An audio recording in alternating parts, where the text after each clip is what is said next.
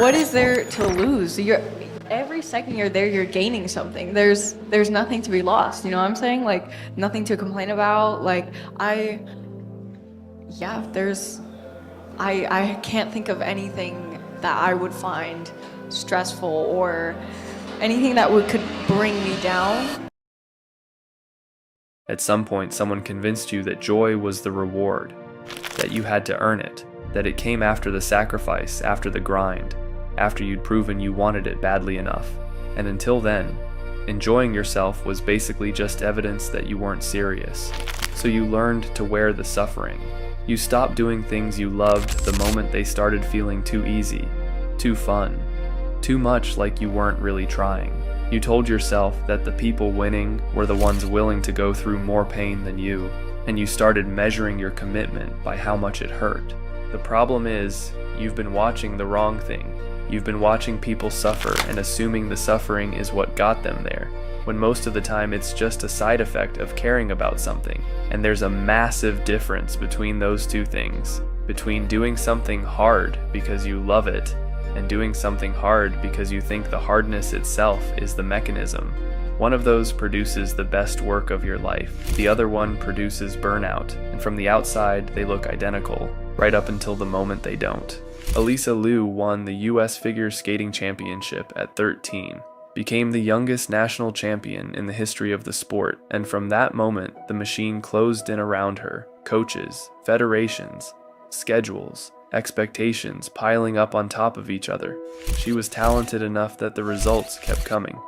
And somewhere inside all of that, she stopped being able to find the thing that made her love skating in the first place. By 16, she was the best in the country and completely empty. She walked away, not because she got injured, not because she failed. She walked away at the peak, retired from the sport at 16 years old with national titles to her name and the Olympics 3 years out and everything pointing forward. Take those breaks, you need them, and don't let anyone push you past your breaking point. You are the only one that knows your limit, and you know yourself. I would say every athlete should take a break, or not even just athlete, every person. Take a break from that life that you're so stuck in, because stepping back will give you such a different perspective, and you learn so much, and that's what life is about, learning.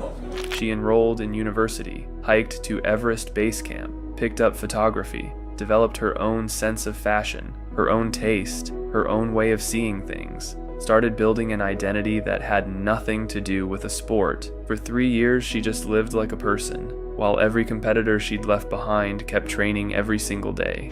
I mean, I was really just living it up. I would say it was my best life. At any point, you're like, gosh, I kind of miss skating. No. Not at all. You're not thinking about it at all. No, not a thought. By every measurable standard, she was falling apart. 3 years of lost reps, lost time that every coach in the world would tell you cannot be recovered. The window for an Olympic run was closing. The other skaters were getting better, and she was hiking mountains and taking photographs and figuring out what she actually liked. She came back at 19, chose her own music, her own costumes, her own everything. Came back not to fulfill what the sport expected of her, but to share something that was entirely hers, and the results surpassed anything she'd done before. She was landing things she'd never landed, performing with a quality that wasn't there when she was winning nationals at 13. Something had unlocked. Within 7 months of returning, she was world champion. 4 months after that, Olympic gold. Winning isn't all that, and neither is losing. It's just something that happens. It's the outcome. But what matters is the input and the journey. And I would say take a break. If you are stuck in something for so long, it's not that good. That's why I literally retired, and it was the best thing I could have done for myself. And through retirement, I realized that I am a little bit of a creative person, and I have these ideas. I have my own sense of fashion. I'm a little bit stubborn with it.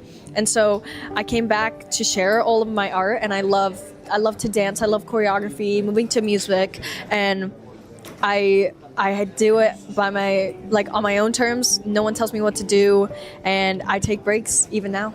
And I think that's the way to do it. Think about what you're doing right now. Whatever you're building, working toward, grinding through. Ask yourself honestly when the last time was that you actually enjoyed it. Not the idea of it, the actual daily process of doing it. because there are two versions of you that could be doing the exact same thing. One of them is doing it because they're afraid of what happens if they stop, afraid of falling behind, afraid of wasting potential, afraid that if they slow down for even a second, someone hungrier will take their place. That version works hard, gets places, but the fuel is borrowed, and one day it runs out. You find yourself standing exactly where Elisa was at 16, at the top of something that stopped feeling